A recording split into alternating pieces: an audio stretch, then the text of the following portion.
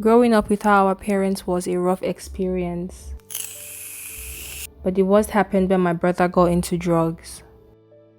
He spent all our savings to purchase drugs. Isolated himself from his family members, and spent most of his time with his friends. I did high as I did like this. He got into many drugs from pills to weed, syrup, and he injected himself. He became very violent and got into trouble. He spent days outside without coming home. The drugs began to eat him gradually.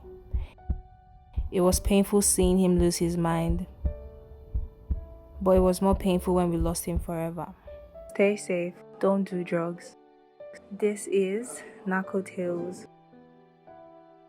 Hello and welcome to Narco Tales, where we believe there is healing in honesty.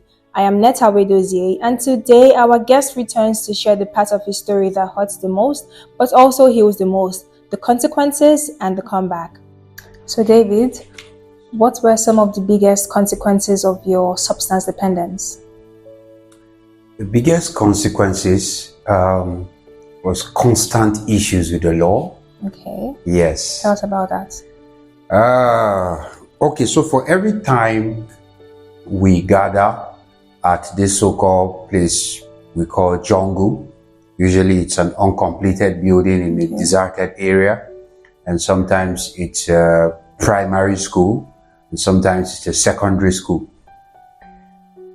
Every time we have in law enforcement coming into that place, you will raid, and whoever gets caught,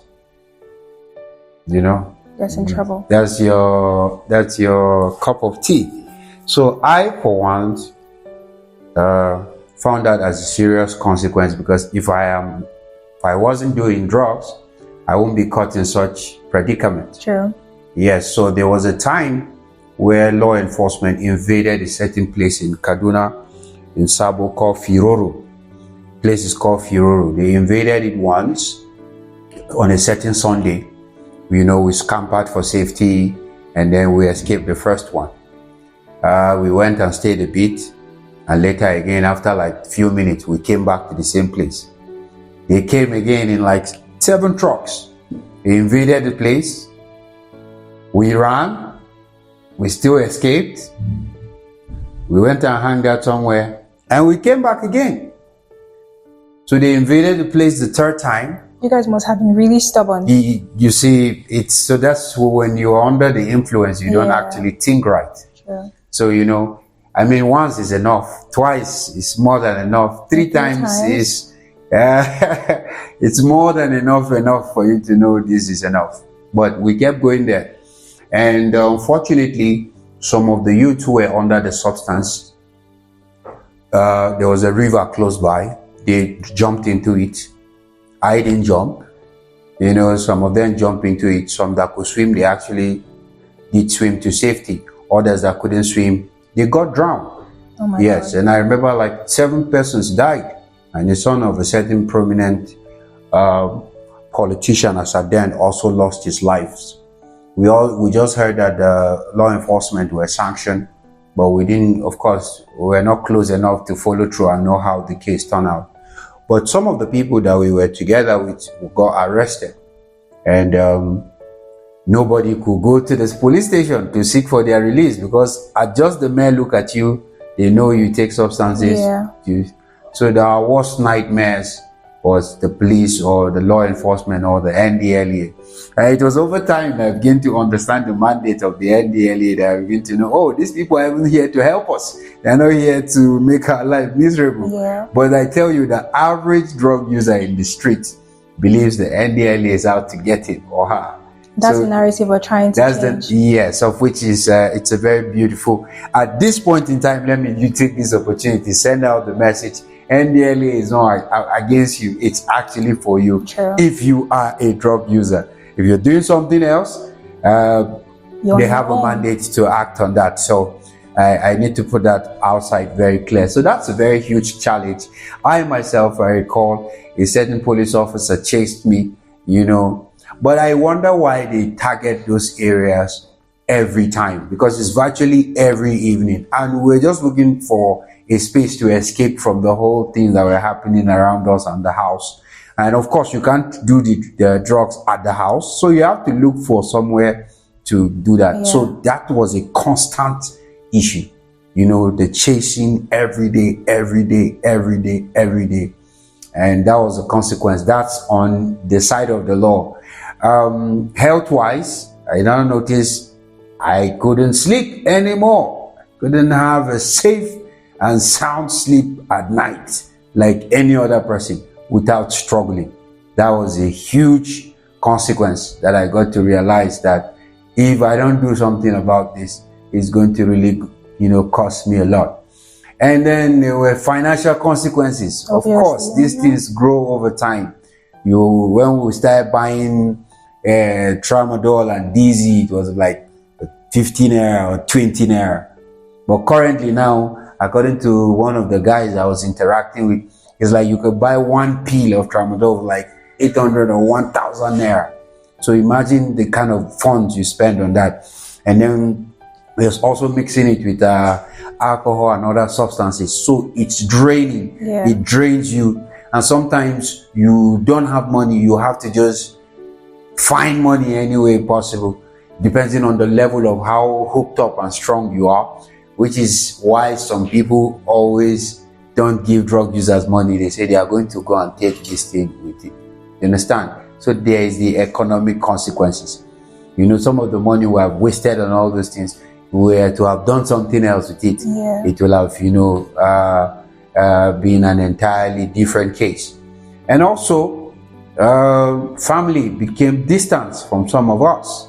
It was over time that they begin to, the first stigma starts from within, starts from the family. You yourself, as you're doing those things, you won't be mingling with the family the way you're supposed to, and over time, you now notice, they also notice you are doing these things, so they start giving you space, except for a couple of family members who have a higher maturity and understanding that will now draw you closer to them. So your relationship will be affected. My relationship with my mom was greatly affected. It was greatly affected because she was actually every day like, why? She feels bad. I could see the pain in her eyes that I'm involved in this thing. But there was nothing I could do. Nothing. What's done is done. As a then, that was what I was believing. But over time, I knew that, because I'm doing this thing, doesn't have to spoil my relationship with my mom. So sometimes I have to go and hide to do those things. You see, but I was still doing them. Yeah. But I have to hide out of that respect for them. And then it can actually has a strain on your personality in the sense that you will not have a healthy self-esteem if you don't work on it. It affects your confidence. Anything you want to do, you want to take drugs first before doing it. Thinking, okay, it gives you like a booster or something. But that's not actually true. I am poetic. I like to write. So whenever I bring out a beautiful piece under the influence, I feel guilty. Sometimes is it like I can't do this thing without taking this thing? So sometimes I have to try. I like to do things, go to places, perform tasks without taking anything. And that was when I discovered, I can really do these things. So I'm just using these substances sometimes as excuse. Yeah. So these are some of the consequences. It affects your personality. Like if you don't work on it, because you go to a place, your face is looking all dark, you are probably smelling all smoky, and then you're looking, very shady. So it does something to your mind. But if you know how to break out of that, that's when you have a healthy self-esteem. Currently, I can tell you, I'm not bragging, I have a very healthy self-esteem. That's good. That's the truth. That's because that's born out of knowledge. It's not born out of pride. I have a healthy self-esteem because I know those things do not define me. Sure. Don't define me. I'm here for a purpose. I'm not a mistake. I'm not an accident. So those actually help out with, in terms of getting my self-esteem back and having a dignity. The dignity, understanding dignity goes a long way because drug use can make you lose your dignity in sight of people. That's correct. It can make you misbehave in the sense that people will look at you as if you are up to nothing. You can be up to no good. But once you understand that you have dignity as a person, And those substances do not define you. Those things you went through do not actually define who you are. Then you begin to see yourself in a different light. You begin to try to change the narrative. You begin to try to reach out to even help others when the time comes. So there are a lot of consequences. There's economic consequences, there's relational consequences, there's consequences with the law, consequences on health. You know, even after leaving all those substances, it took me some years to begin to regain my sleep, get my step back, stepping into places, altering and speaking, and making sure we drive the message down there, of which I'm very grateful for what NDL is doing by this Narco Tales, giving people like us opportunity to share our story and let people know that yes, it's possible. The consequences can make you feel like it's not possible, like there's no hope. Oh, I felt like that countless times. But it tells you that you can do more. There's hope. You can refine yourself, and then you can really, really become a contributory and important member of the society without necessarily wasting away on drugs. Yeah. So now, speaking on relationships, what relationships suffer the most? What relationships suffer the most? Actually, the first is the relationship with God. Yeah, because it's the ultimate relationship at the end of the day. True. So because you don't get to, you feel the whole, your spirituality and faith is a scam. All sort of thoughts come into your head. You have very twisted ideology about who you are, what you're made for, why God created you. You begin to question things that are written aforetime, that are supposed to be for your learning. You begin to question that. And then your relationship with your family also suffers a lot. Mine suffered. You know, I was constantly having problem with my mom, constantly. But thanks to my other sister who, her warmth and compassion actually helped to quell that. So no matter how it comes from this side, she has a way of doing it. And then my relationship with neighbors and people around. Of course, they say you are rolling with bad boys. Yeah. And bad boys are the ones that cause issues in this. It is believed that bad boys are the ones causing trouble in the community. So if you're moving with bad boys, sometimes some of these guys are dangerous people of a truth. True. You are moving, some of them are not good people. They are not good guys. I'm not trying to judge anyone, but most of us who knew what they were doing, we know we're not supposed to be moving with these people. But because of that unifying point, you know, of course I can't take my drugs in the house, so I have to go to the jungle, and the jungle is no man's house. So when I go there and meet up with guys who have done so many heinous things that I can't even, that's why I don't blame the police and some law enforcement over time for invading those places. Yeah. Then I'll be like, we are just here to take this. Why are they coming to chase us? But over time I realized most of these guys are people who have gone to do something somewhere and they are being traced, and they are traced to where we are. So you see, we are guilty by association. So that relationship, the people in the communities are looking at us like these are the guys causing problem in the environment. These guys are up to no good. So your relationship with God, your relationship with yourself, it will suffer. Yeah, my relationship with myself suffered too, because I started feeling like I'm up to no good. When there's this constant spiral, no matter how you struggle, you now notice you go back to it, no matter how, it makes you start questioning yourself. Because over time I realized that it's a health challenge.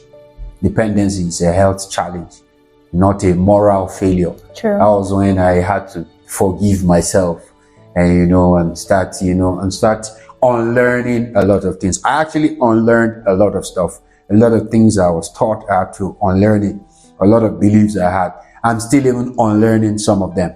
So, and you don't unlearn and leave a free space. It doesn't work. If you unlearn, you relearn. So they said the illiterate of the 21st century is not going to be somebody who doesn't know how to read and write. It's going to be somebody who doesn't know how to learn, unlearn, and relearn. And I refuse to be an illiterate. That's good. Yeah. But at times you felt lost physically, spiritually, and even emotionally. Absolutely. Countless times. countless times where I felt as if I'm going to get drowned in this, where I felt as sometimes I go outside and do this thing, I come back inside my house and I throw up, my system repels it, I'll throw up and I ask myself, why am I even taking this thing? You understand? I'll come back and I'll throw up and then the next day I'm out again. You see the spiral. So, I mean, it makes me doubt my capability, like, will this ever stop? Will this ever end? So I felt hopeless a couple of times, but that's where family and even mentors comes in. When you have father figures, mother figures, brother and sisters figures who are in your life to speak to you in those days where motivational teachings can't help you. You need people. You need people. So for every drug user out, you can just escape on your own and feel you will go scot-free. You need people. You need people who are well-meaning, who will talk to you, who will speak into your life, who will let you know there's hope. So I have been privileged to be surrounded by those people. Not a lot of them, but I've been privileged to be surrounded by the few who have taken their time to mentor me and let me know there's more to life, there's hope when I was feeling hopeless. So yes, I have felt hopeless bundle of times, from my hawking days to schooling days to using days. I felt hopeless countless times. And that's why currently I am a merchant of hope. Yeah, I actually built a Love Sun Media, which is my platform as an avenue for young people to be able to share their story and provide hope and let them know a change can happen. You can actually make it if you try. So yes, I felt hopeless. That is why I know what it means to give somebody hope. So there's one thing to feel hopeless, but did you ever lose hope? Did I ever lose hope? I actually came to the brink of losing hope. And by that, I mean giving up on myself entirely. But you see, for every time I dwindle into that spiral before I touch the rock bottom, a voice always comes to speak into my life and help me get back on my feet. And my mom played that role. You know, there was some period she just calls and just talk to you. Just tell you she just wants to know how you're doing. And sometimes those are like that's the last string holding you together. And then my mentor also helped in that aspect. In the period when I'm feeling down and out and feeling as if there's nothing more to life, I just see a message. It just seems as if they are somewhere connected to my spirit. And anytime they notice I'm going down, they just send a message. And sometimes when I read, and also that's why I love to read. Reading helps you, expose you to information that won't just come to you. So by reading, I started discovering different things. I started discovering purpose. And when, according to Miles Monroe, when the purpose of a thing is not known, abuse is inevitable. So I learned about that. And then I learned about dying empty, also from Miles Monroe. He said the wealthiest place in the world is not the gold mine in South Africa or the diamond mine in Sierra Leone or the oil wells in the Saudi Arabia, but it's in the cemetery where most people die without fulfilling their dreams, fulfilling their visions, and bringing their purposes to life. So I learned that. So I don't want my purpose not to be achieved. So that helped me. Every time I feel hopeless, I know there's something more.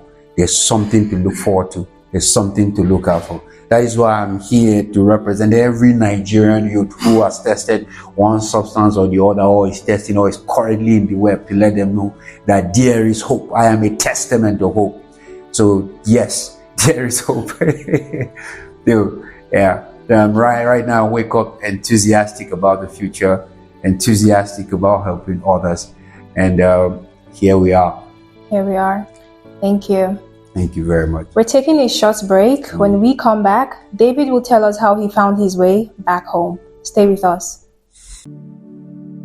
I was the head boy in my primary school, senior prefect and best graduating student in my secondary school, but drug abuse almost ruined my life. I was on an average of 2 grams of cocaine per day. I was taking 8 ampoules of pentazosine daily. European shisha, cocaine. I became a user, a dealer, and a gangster. I saw other users drowning. I knew I didn't want to be like them, but I was already trapped. My family disowned me. My employment was terminated. I sold my car, sold my house. I'll go out well-dressed and return shoeless, shirtless in exchange for drugs. I was seeing things that were not real, and I once stabbed myself because I felt something crawling under my skin. I contacted NDLEA and started therapy. I spent 3 months in therapy. I spent 8 months. It's easy to relapse, but your mind has to be stronger than the cravings. Drugs does not love you. You are not the one using drugs. Drugs are the one using you. Say no to drug abuse. Welcome back to Narco Tales. So, David, what or who helped you begin your recovery journey? All right. My recovery journey, like I mentioned earlier, started when I read a book about Malcolm X. So when I read that autobiography, that was when the decision to start the journey came forth. And then who encouraged this decision was my elder sister Anna, who spoke to me and was like, what's wrong with you that you are doing this? You know, and I explained what is actually going on with me. She gave me hope. She told me whatever I think I'm going through now, you know, it has an end. Yeah. Things can get better. You know, I shouldn't, not use this as an escape. So that gave me hope. That was the period I actually told her that I know I've already stepped into these things, but I'm going to do my best to come out of it. So that was those decision-making moments. Those were the defining moments for me. And then when I also see the pain in my mother's eyes, anytime I come back and my eyes are all red, I see how she feels. I could see, look, they say the eye is the window to the soul. I could look at her eyes and tell this woman is not happy, and I am the source of her unhappiness. So it's very painful to look at. So for all the parents who are thinking the drug user doesn't know, they actually know that you are feeling bad for them. But sometimes that's the problem. You don't need to feel bad for them. You need to help them. Sure. Don't feel bad for them, because once you feel bad for them, you begin to take rash decisions on their behalf. And also, my recovery journey was as a result of a personal decision that things need to change. So you as a drug user, until you come to that place that things need to change, you will not take the steps. You will not make the decisions. But sometimes your mind needs to be influenced by an external factor that paints that picture of hope for you to know that, because you can be so deep into drug use, like you feel as if there's no way out. You can't come out. Some of the things that I felt I can't come out of 5 years ago, like I'm laughing at them now like this because they are not compared to, you understand?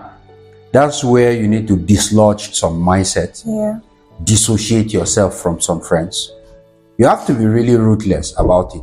You have to make up your mind not to let anyone come into the way of your recovery. Of course, most times as you are progressing, there will be friends, there will be occasions, there will be situations that want to slip you back into that path. You will have a lot of them. But once that decision has been made, you start noticing that you are gravitating towards reducing the effect of these things on your system. And then I now also learned about harm reduction.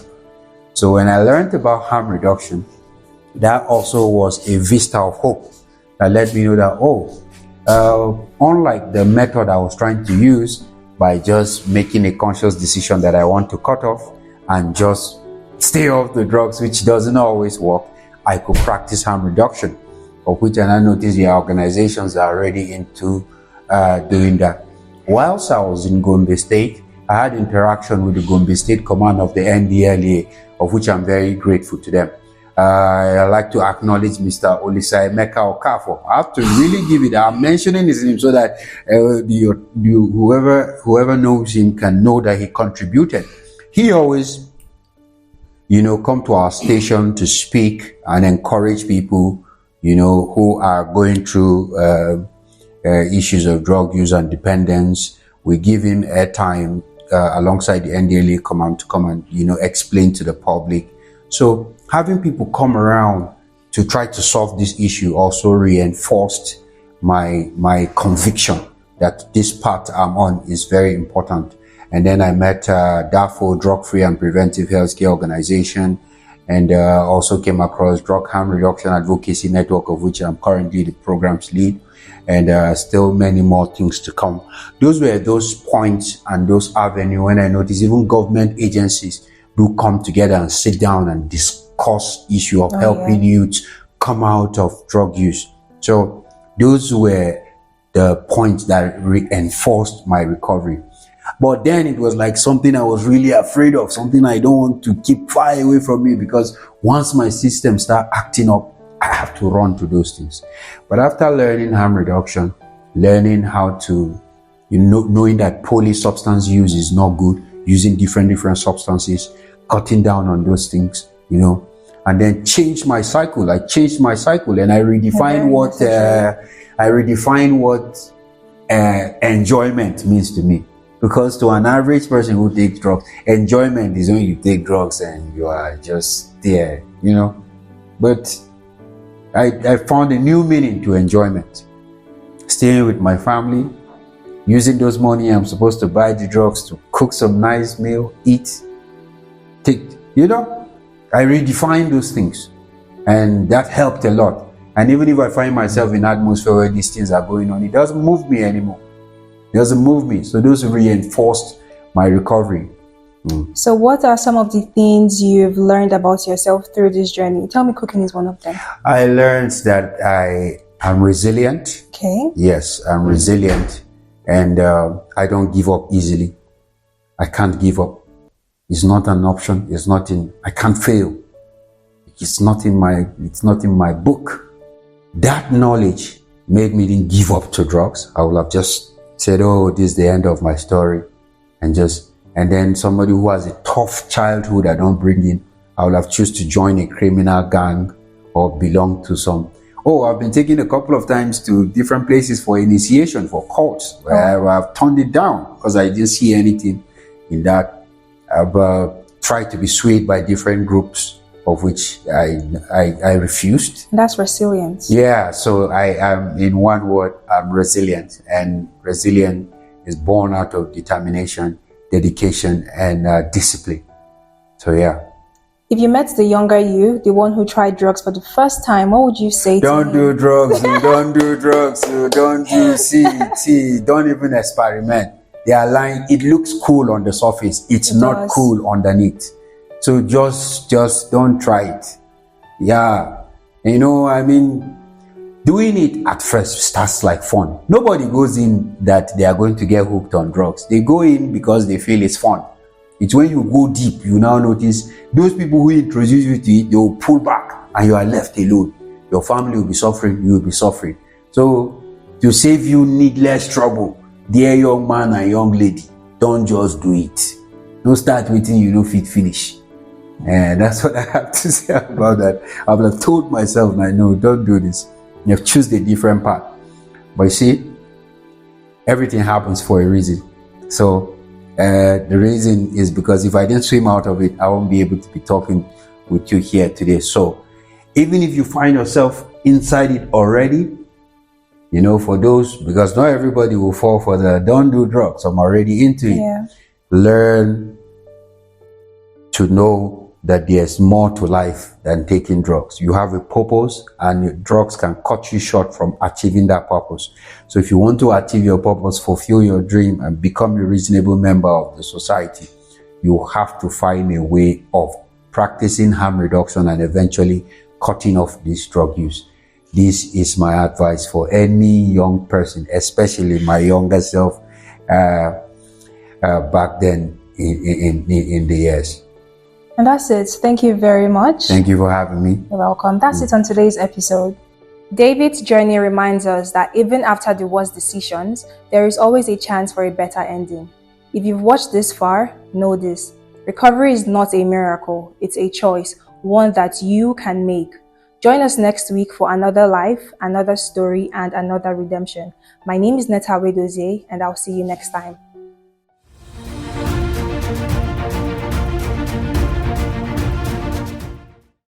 So the money laundering that you're talking about is the one that is not tied down to the predicate offense of drug. You understand?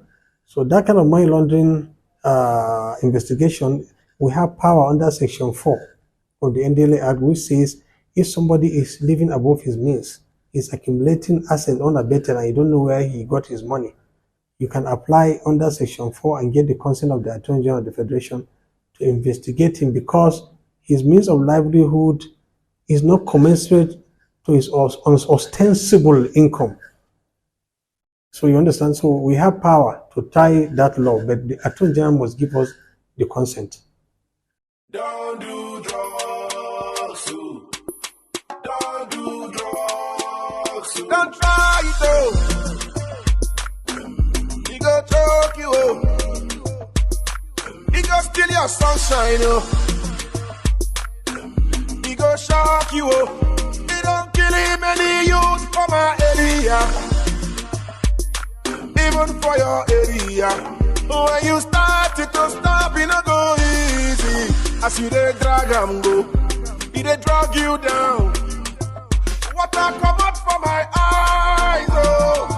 When I remember all the guys, oh. When many of them kicking bucket, oh.